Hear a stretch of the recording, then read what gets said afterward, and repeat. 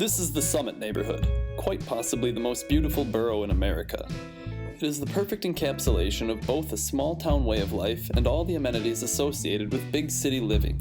It's less populated than the downtown, but still within walking distance of all the conveniences of a heavily urban environment.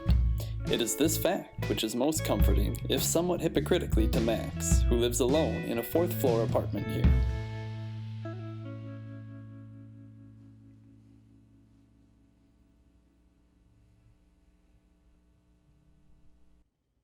Max has convinced himself that he is receiving some kind of benefit from living in such a culturally rich part of town, despite the fact that he has not spent any real time in the city for nearly a year.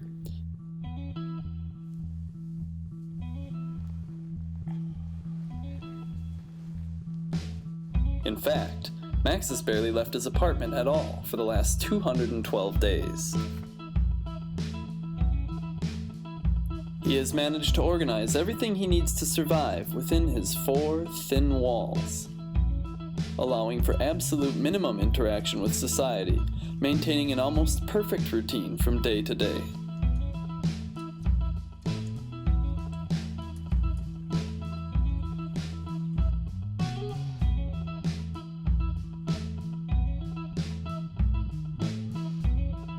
Max's body has begun to break down with age.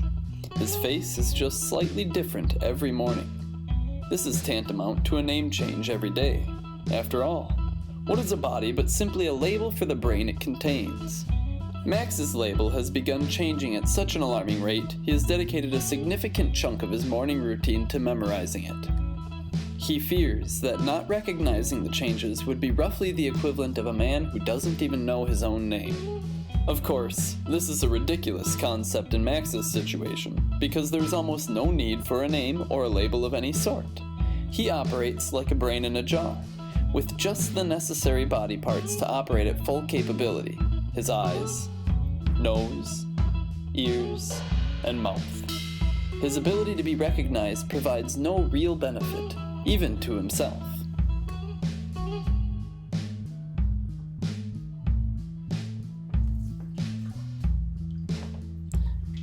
On a typical day, Max would take a brief shower. However, the only thing atypical about Max's day today would be a spasm in a muscle in his lower back. Max mistakenly believed that a bath would ease this anomaly. His annoyance with the spasm is only exacerbated by his foolish decision to allow it to dictate further deviance from his routine. Now, in the bath, Max has no choice but to become overwhelmed with the unpleasant truths he'd rather not think about. Every time the muscle twitches, Max is overcome with horror at the realization that there are muscles, and indeed bones and organs, which he feels no connection to, at least until there is something wrong with them.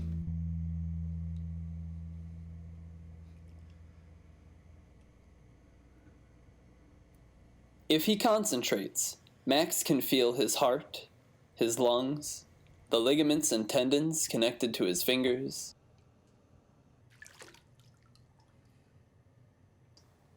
his calves, his penis, his anus, his stomach, his spine, his eyes.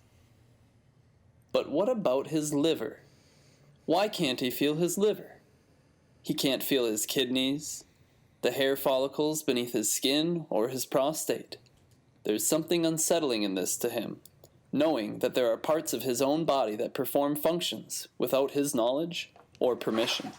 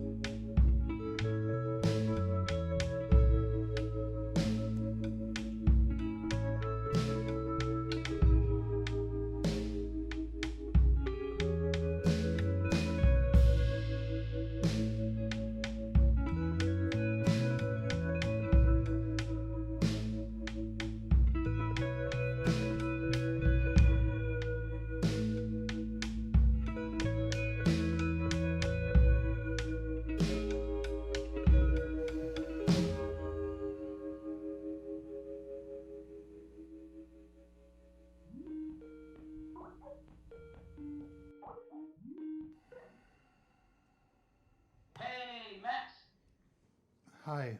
Hey, I know this isn't your job, but I'm gonna send over a new video for the Pink House media site. They want a clickable banner that says deaf, comma, dumb, comma, DP.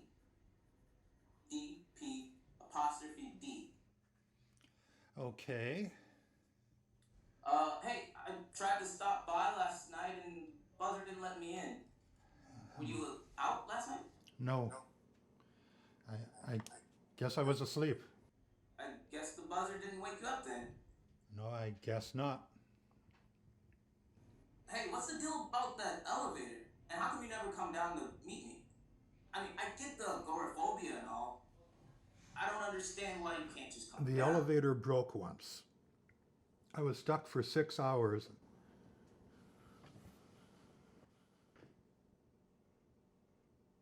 You're a weird guy. Look, I need you to get this done tonight. But I'm gonna start sending you Jeffrey's work because I'm gonna fire him in a couple of weeks. I need you not to say anything about it if he asks. Okay. All right. Well, I'll get back to you tomorrow with the rest of his shit. Bye. In fact, the elevator had never broken at all.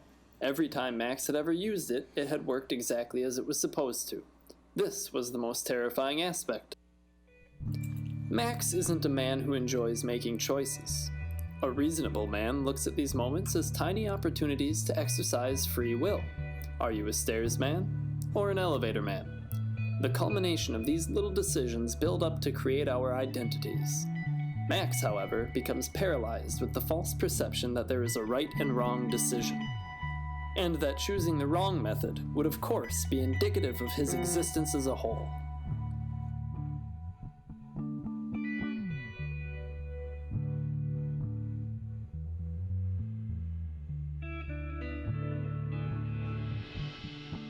Instead of freedom from the vice-like grips of indecision, this occurrence brought Max to the brink of complete emotional destruction.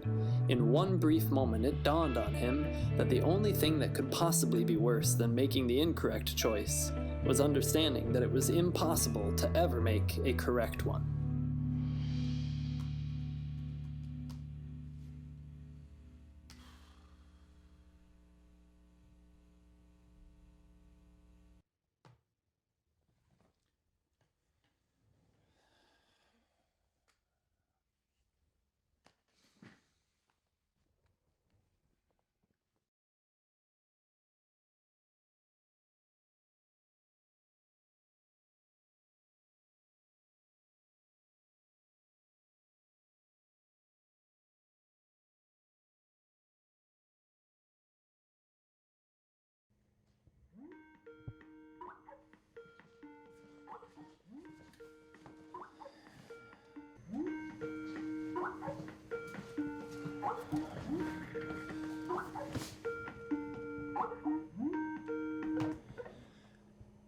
Hello? Hey, Max. Sorry to bug you so late. Pink House wants you to redo that banner. What's wrong with it? Nothing. You did your job. But they couldn't get the video done in time, so they just wanted to get the standard banner and replacement for the gold membership there instead.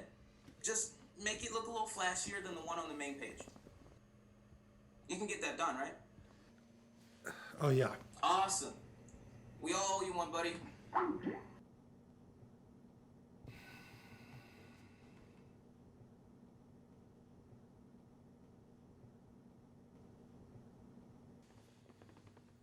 Tonight, Max will go to bed, like usual, but the spasm in his back will have worsened.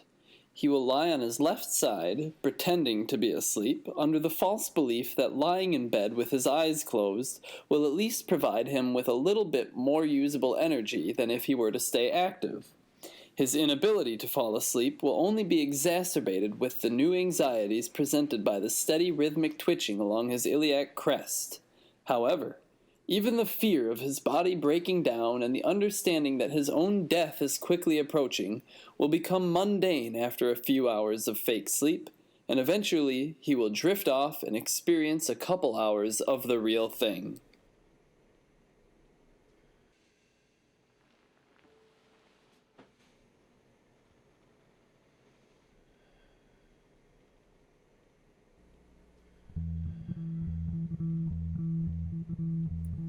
Tomorrow, when Max awakens to the rising sun shining directly into his eyes, his first thought will be a mental note to purchase a pair of curtains for his window.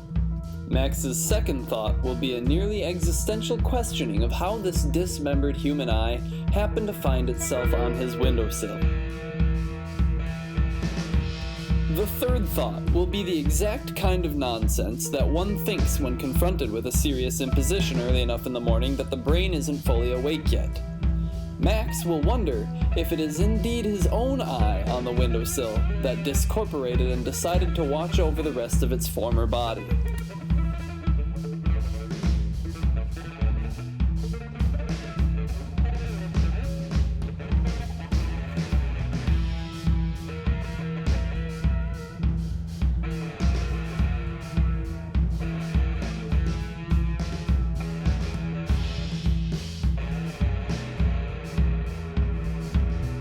Max's fourth thought will be significantly more coherent, yet no less foolish. As he assumes his daily routine, he will wonder if the eye will remain on the sill if he checks back, something he will certainly not want to do, for fear of the inevitable truth that, yes, of course it will.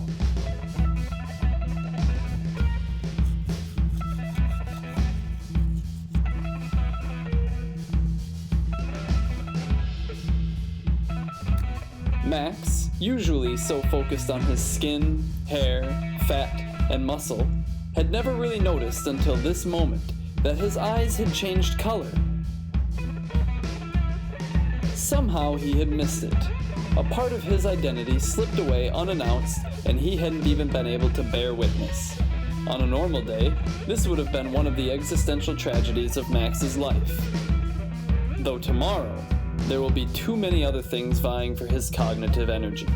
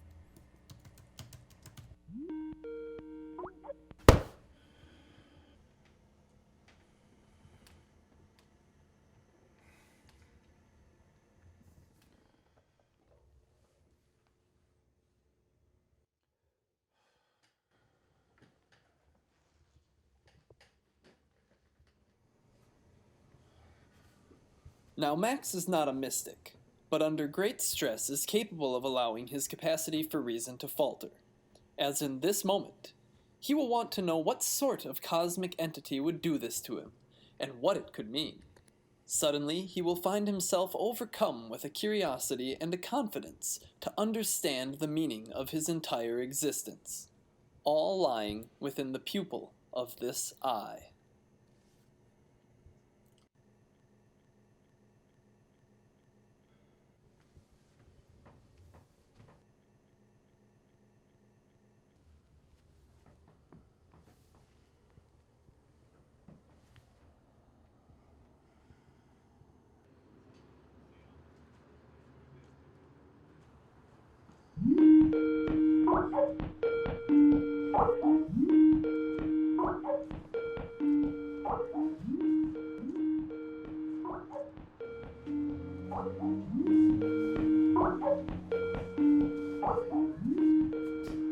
And on the 213th day, Max would decide he finally had a reason to enter the city again.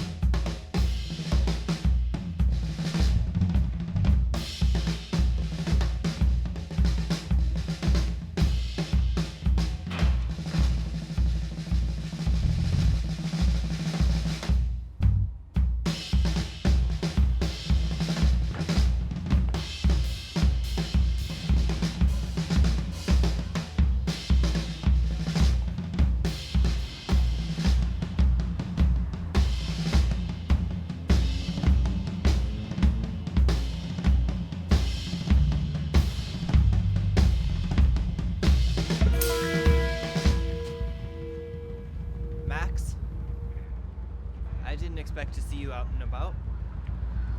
No, I am... But there is something I did need to talk to you about. I'm starting to get the feeling that Bert is about to fuck me over. I'm in the middle of something. I can't wait 2 minutes, Max. I need to know if he said anything to you. My wife is pregnant. I need my job. I'm not a big fan of this stress hormone. I'm waiting to see if this bipolar asshole is going to give me the boot. Max will sit below his building and realize that there are thousands of homes much like his, all smashed together into this little neighborhood. In this moment, he will feel he could almost catch a glimpse of all their lives without even needing to open his eyes. Max will feel overwhelmed by the fact that there are so many lives surrounding him, suspended in concrete structures around him, every life feeling that it has some sort of significance, but until this moment, he wouldn't even realize they existed. Surely, just as none of them had any idea of his existence.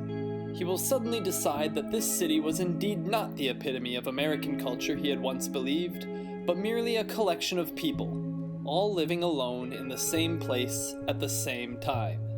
Max's new, highly short-sighted opinion of his neighborhood will leave him feeling suddenly very detached, which has the benefit of relieving him of some of his anxieties of being out and about again.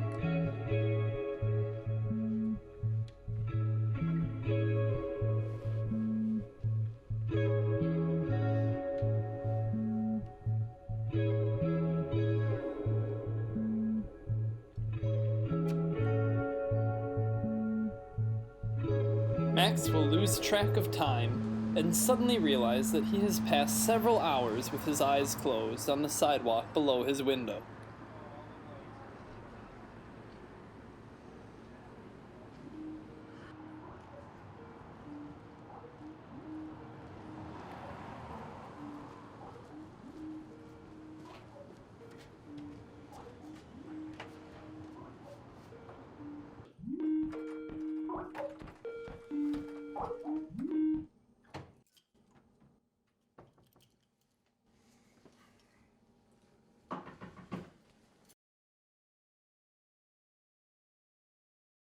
Hi there.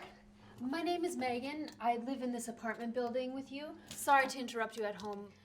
I feel that an apartment building is essentially a community, don't you?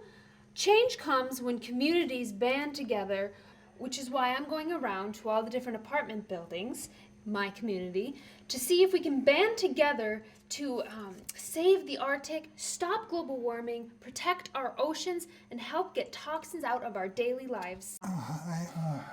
I know it sounds like a lot, but it is actually completely within our reach. I'm signing people up for a Greenpeace membership.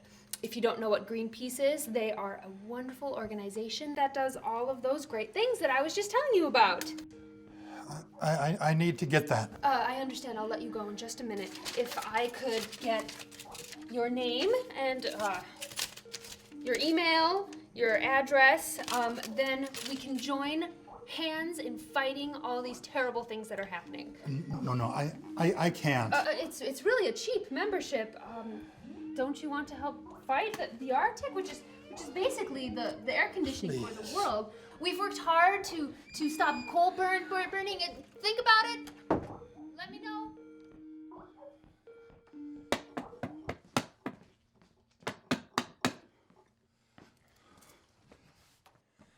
Go away.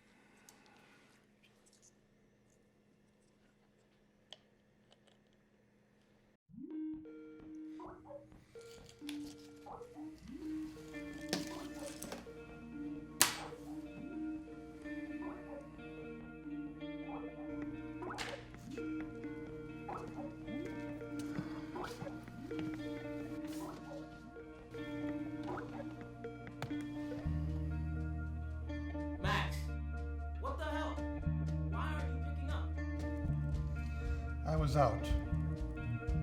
Would you please pick up my calls in the future? You're always there. That's what I like about you. Okay. Jeff is going nuts. He's gotta go now. Can't have him around long. I know this is shady, but I need you to take him off his work order for tomorrow until I find a new guy. Bert, What? I don't think I wanted to do this job anymore. What are you talking about? You're good at your job. I can't do it anymore. Would you explain to me why you can't do it anymore? No. Look, I know it's a shitty workload. I'll give you 25% of Jeffrey's salary for his workload tomorrow. If it's that big of a deal.